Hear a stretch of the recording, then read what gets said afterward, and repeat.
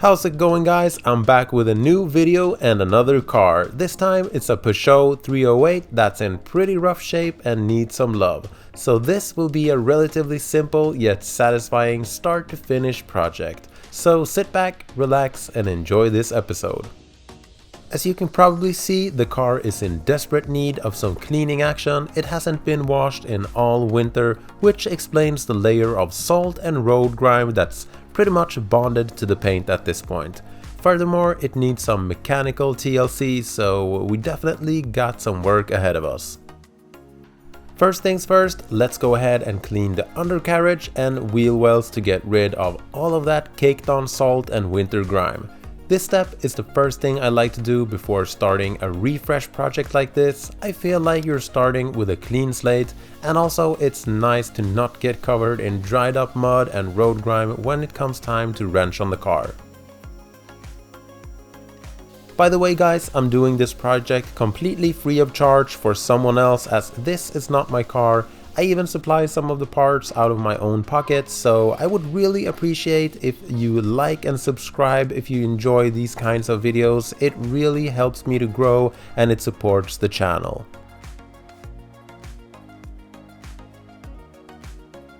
Now, I'm not expecting these wheel arches to come out perfect. The goal is simply to get rid of the salt and loose dirt.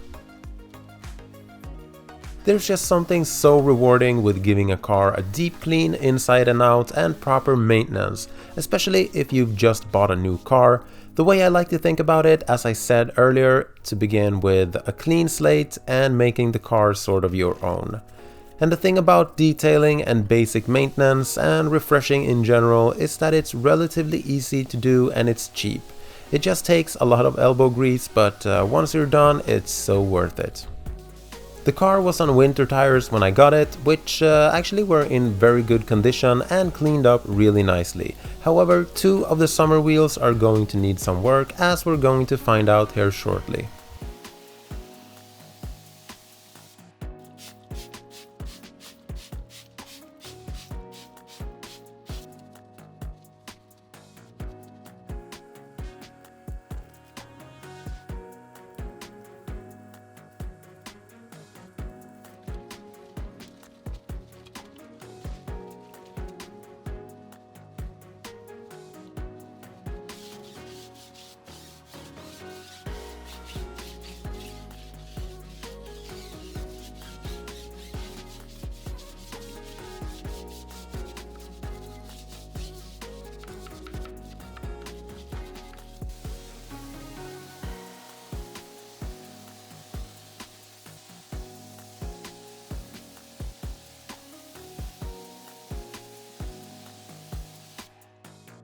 Just putting the winter wheels back on temporarily for now.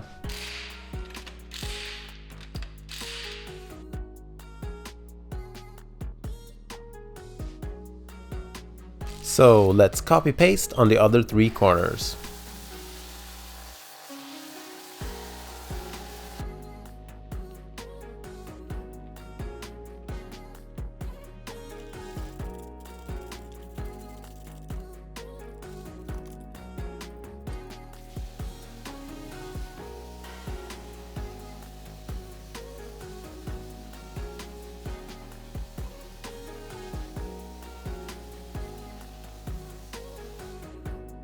Not perfect, but definitely better than before.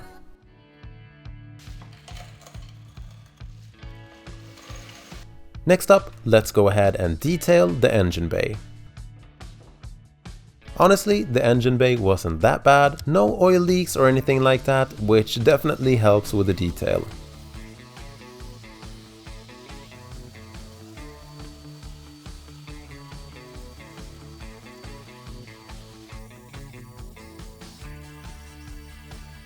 I'll be covering up the ECU and any other sensitive areas, so I'm dry cleaning them for now. As per usual, I'm starting with the underside of the hood first.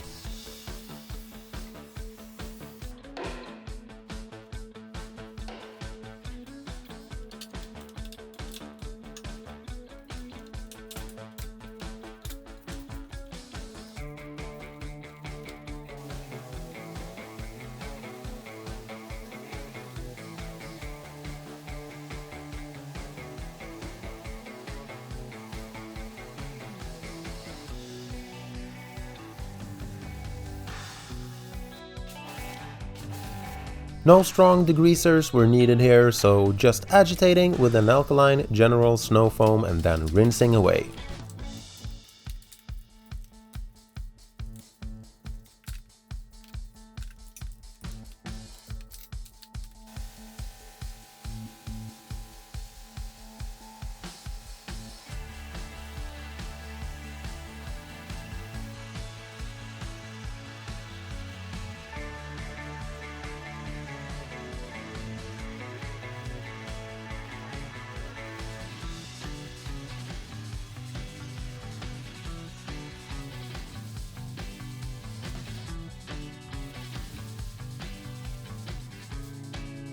Once the cleaning stage is done, let's go ahead and wipe in a plastic and rubber dressing to bring back that new-like deep satin finish.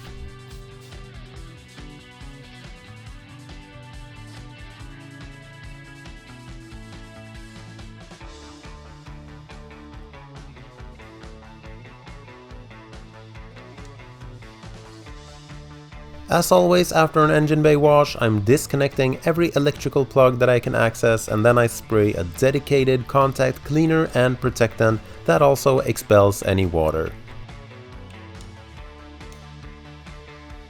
And that's the engine bay done. And if you're wondering why I'm working on the floor with a jack and jack stands, that's because the Volvo S40 is occupying the lift. For the servicing of the car, we need to remove the undertray, and speaking of that, whoever worked on that previously, you can do better.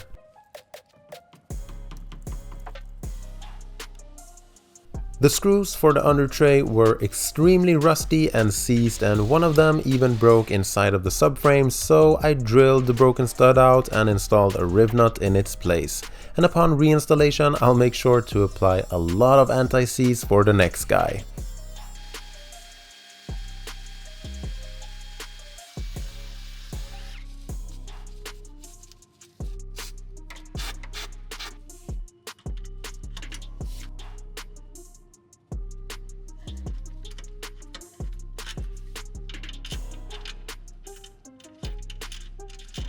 First thing to do with the service, and probably the most important, is of course to change the engine oil and oil filter.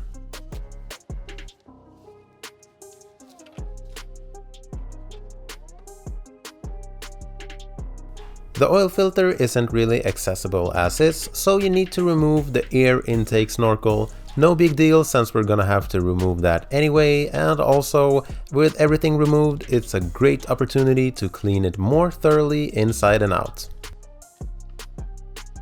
Whenever I'm doing mechanical work, I always like to take the extra time to clean everything, and especially to make sure that you don't introduce any dirt inside of the engine and don't leave any dirt or grime in between sealing surfaces or anything like that.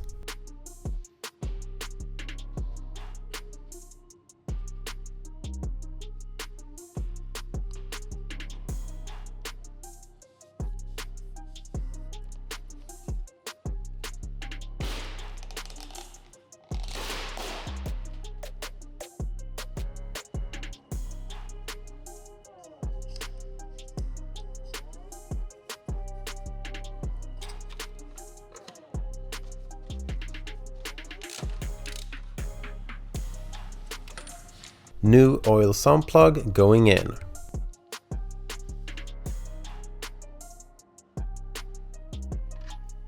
Remember to always properly dispose of old engine oil. Also, this is a good time to measure the amount of old fluid coming out. This engine was a bit underfilled, as we can see.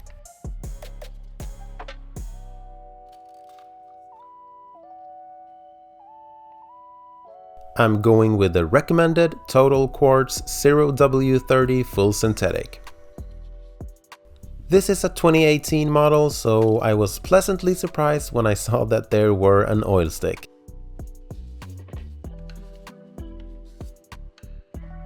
Next up is to swap out the old diesel filter. This car has gone almost 100,000 kilometers, and I couldn't find any documentation of when it was last done. The last thing you want is dirt entering the fuel system, so I'm covering the ends of the fuel hoses with rubber gloves. There are actually dedicated plugs for just this that snaps into the ends of the fuel hoses perfectly, but I don't have that, so this will have to do.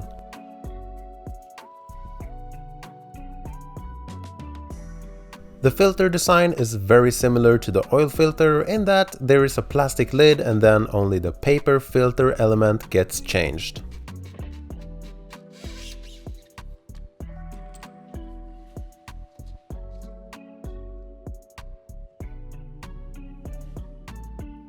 Now, normally at this point you would just take out the old filter and put in a new one, but we're gonna take things one step further and make sure there are no sediment or dirt particles in the filter bowl.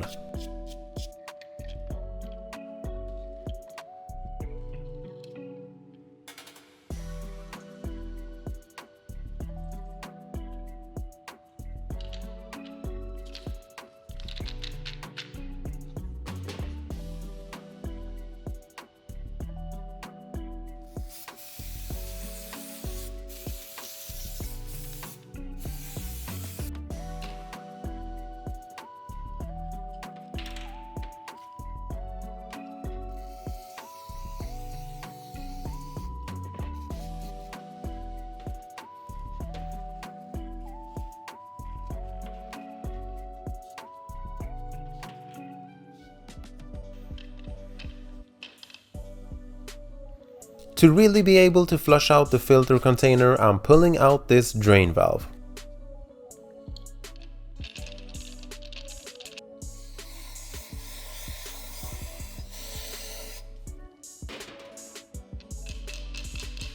There were actually a fair amount of sediment and debris at the bottom of the bowl, so well worth the extra time to do this.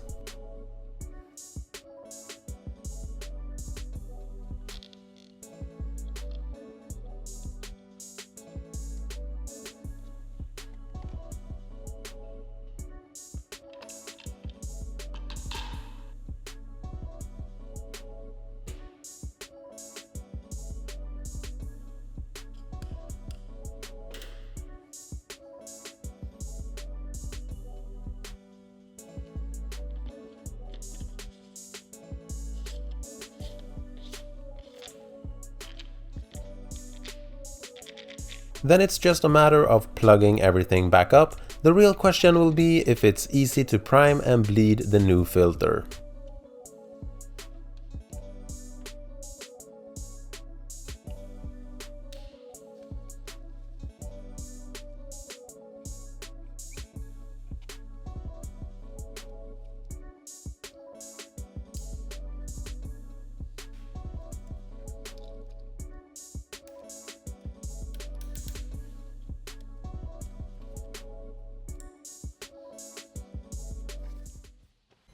Alright, I did some research and apparently this car has a self-priming function when you toggle the ignition on and off. So I guess it has a low pressure fuel pump that supplies the fuel filter and high pressure fuel pump with the diesel fuel, which is really convenient. So let's try to do that now and hopefully it will fill up the reservoir or the container for the fuel filter.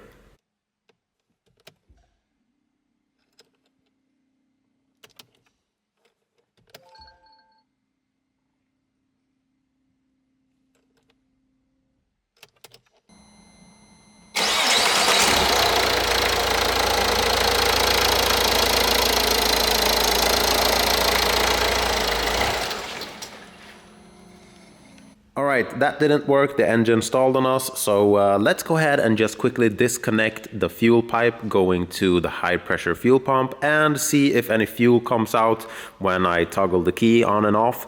And also sometimes you need to do that to just get rid of the airlock that sits in front of the fuel filter so that you can actually bleed it out and the fuel has somewhere to go. So let's just quickly try to do that.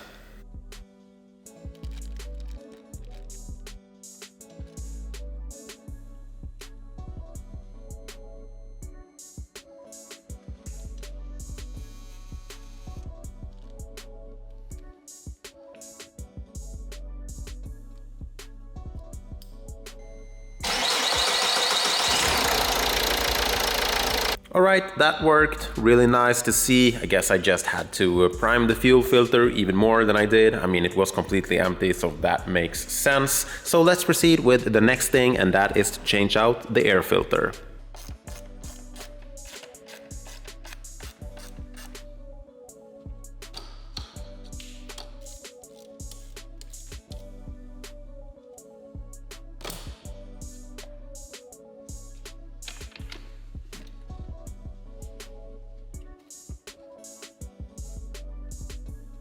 Same thing here, I could just do a simple filter swap, but it feels so much better to remove and clean everything.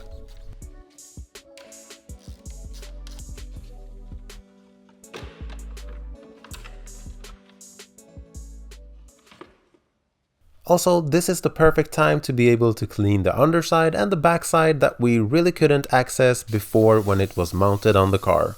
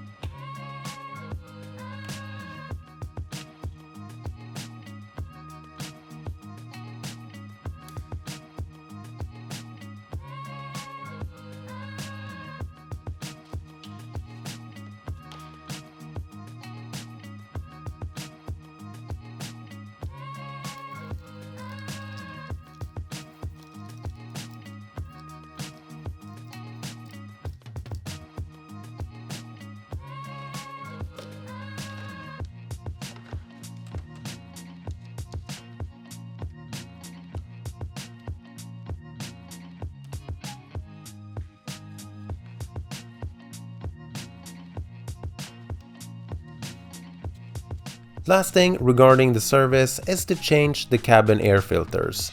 Yes, that's filters as in plural. There are actually 2 cabin air filters in this car, so that makes things a little bit more special, but it's still a pretty straightforward job.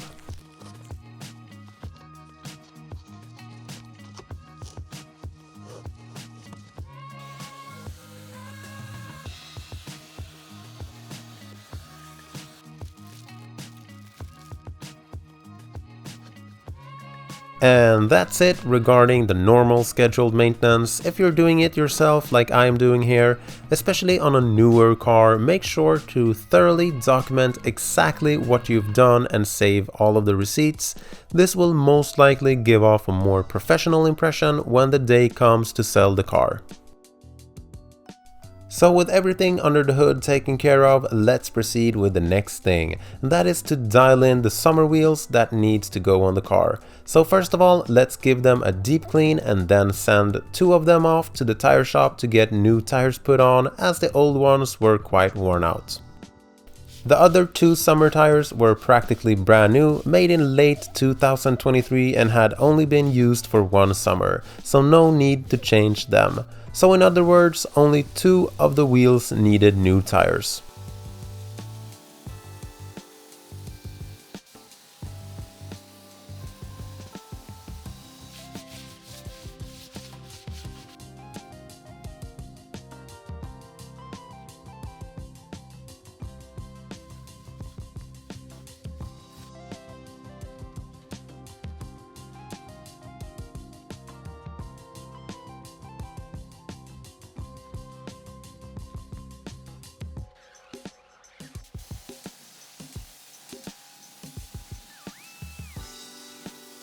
That cleaned up pretty nicely, so let's do the same with the rest of them.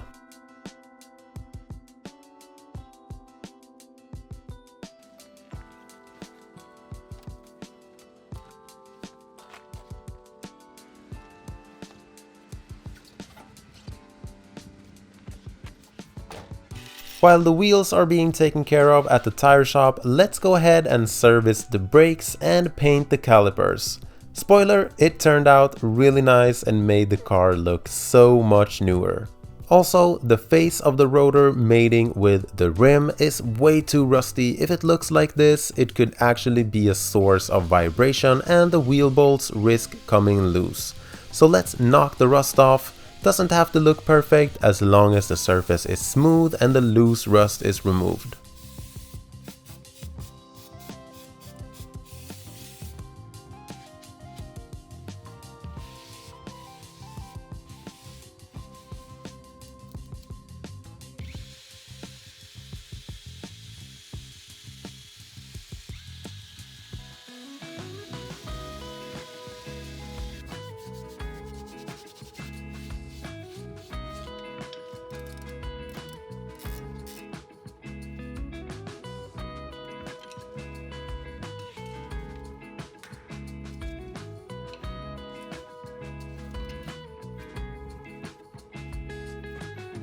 As we can see, the brake pads are in excellent condition, so they must have been replaced very recently. The same was true for the rear brakes. In fact, they seem to be even newer.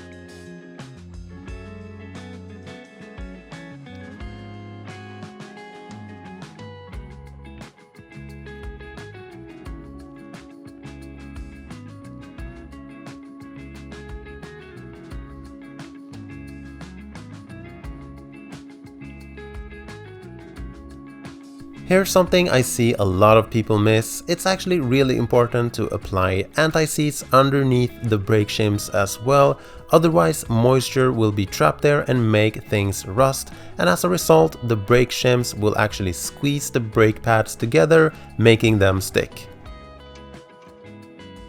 It's details like this that really makes the car stand out, and I can almost guarantee that it increases the value of the car as long as you paint them in the original color.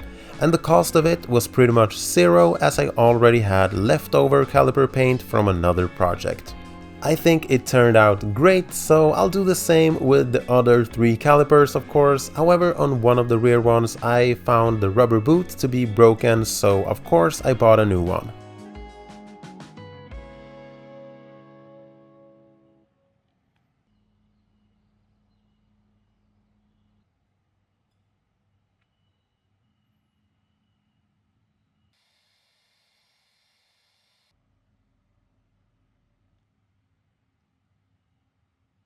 The wheels are back from the tire shop, however I did notice that the alloy rims were quite dull and scratchy, so I went over them really quick with some polishing, which actually brought up the shine pretty good. But before putting the wheels back on, let's go ahead and reinstall the undertray, and before we do that, let's repair some broken clip attachments. Feels really nice knowing that the undertray is now held on with more than hopes and dreams. The original alloy wheels from Peugeot must be fastened with a special type of wheel bolt with a flat washer. However, the ones that came with the car was heavily corroded and rusty, so I went ahead and bought a full kit of 20 directly from the dealer.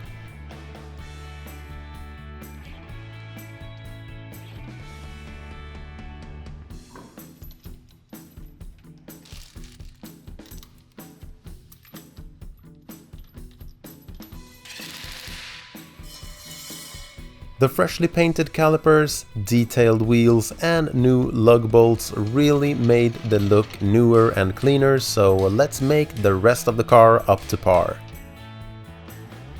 As usual, I'm beginning by applying a degreaser/tar remover on the lower sections of the car, and then I'm fully covering it with a strong pre-cleaner from a foam lance to soften up that stubborn traffic film.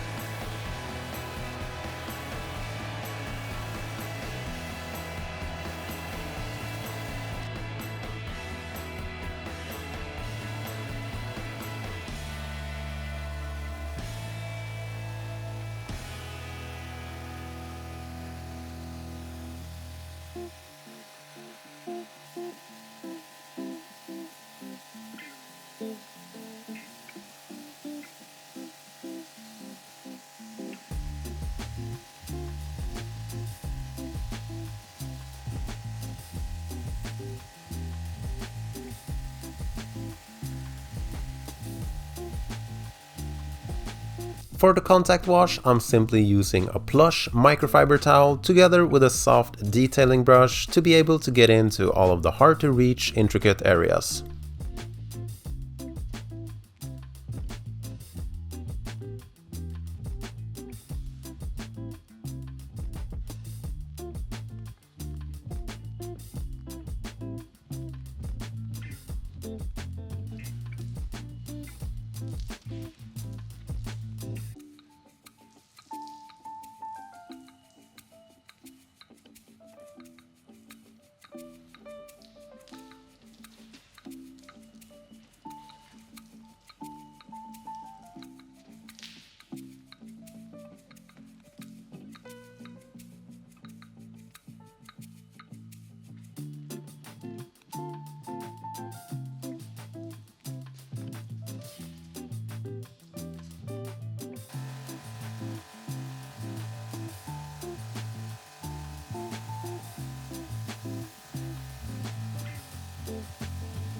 A really important step before polishing is to clay the paintwork, and this was especially satisfying because I could really feel how the paint went from feeling like sandpaper to feeling silky smooth.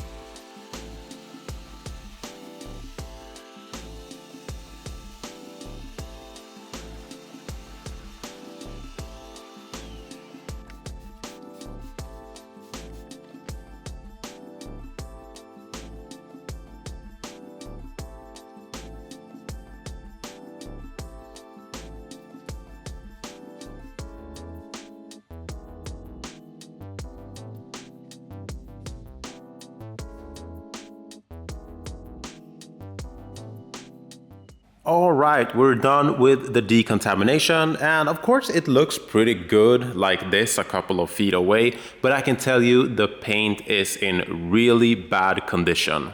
The hood especially is extremely scratched and hazed up. It almost looks as if someone has washed it with Scotch-Brite or something like that. Then we have a bunch of random, bigger, more noticeable scratches here and there around the car, and apparently the previous owner used an ice scraper on the painted parts as well, around the windows and stuff like that. A plastic scraper, but a scraper nonetheless. So we will see if we can take care of that. But honestly, since the paint is in really rough shape on some places, I won't chase perfection. It doesn't make sense, especially on a car like this, and when you have a neglected paint that is as bad as this, because that would mean I would have to cut away a lot of paint to get in beneath the existing scratches, and that just doesn't make sense on a daily driver like this. So the goal is to bring up the shine a lot, aim for like 80-85%, and to preserve what's there. I think we will come a long way by just doing that. It still will be a ton of work because this is going to take days to detail this car and get it dialed in. So yeah, let's not waste any more time. I will begin with polishing and correcting the paint, but before doing that, I'm gonna fill in any rock chips that's on the paint right now, let it dry, and then polish the paint, because it doesn't make sense to do that afterwards. Much better to do that before. So let's go ahead and fill in some rock chips.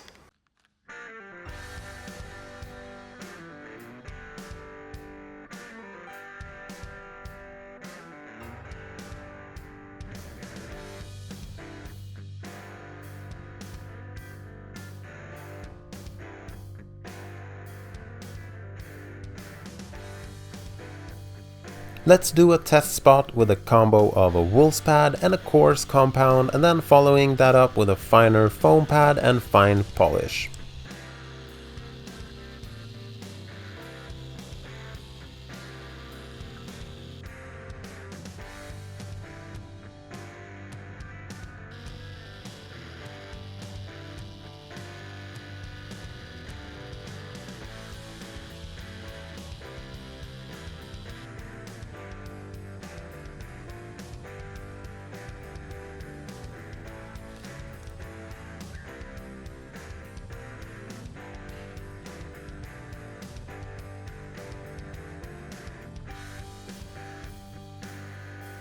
The hardest thing with the black paint is the final finishing stage, but I think I found the right combo, so let's go ahead and do the entire car. This is gonna take a while.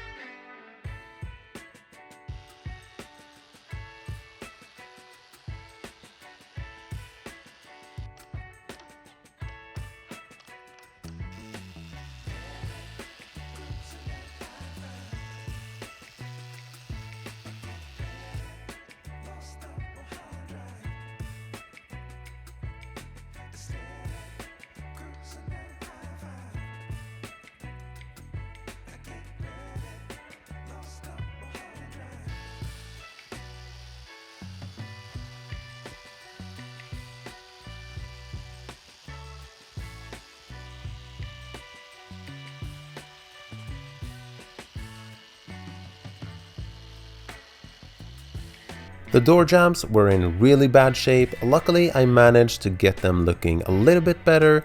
This is a very overlooked part of the car in my opinion. If you think about it, it's one of the first things you lay eyes on when opening the door.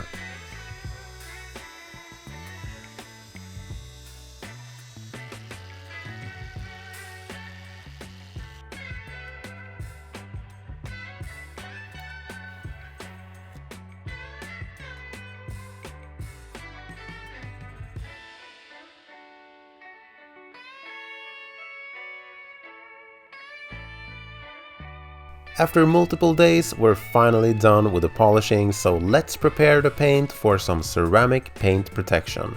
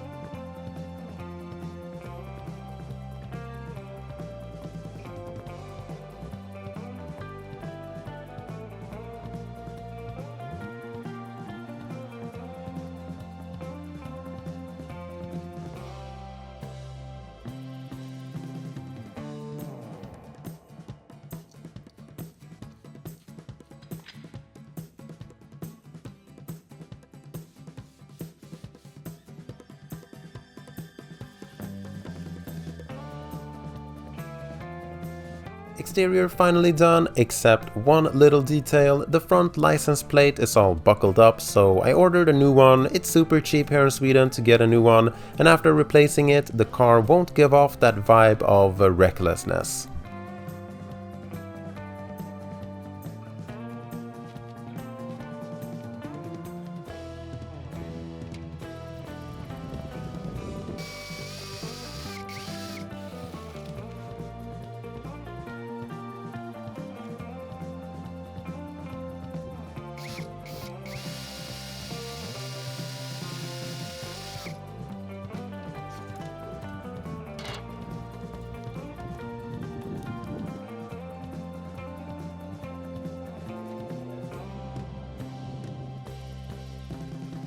And with that, the exterior is officially done, so let's tackle the interior next. The interior wasn't in an absolutely horrendous state, so it shouldn't take too much effort to recondition. Most problematic was the stained seats, but that's nothing that the extractor won't be able to take care of.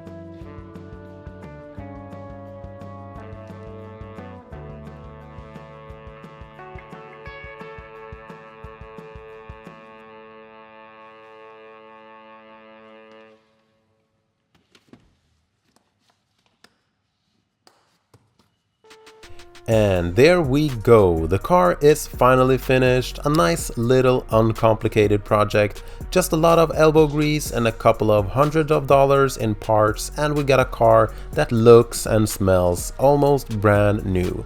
A black car like this really pops and stands out when properly detailed, and I wish I could show every single one of my viewers the car in person. Thank you so much guys for watching. If you enjoyed the video, please feel free to subscribe if you haven't already and like the video. Take care and I'll see you in the next one.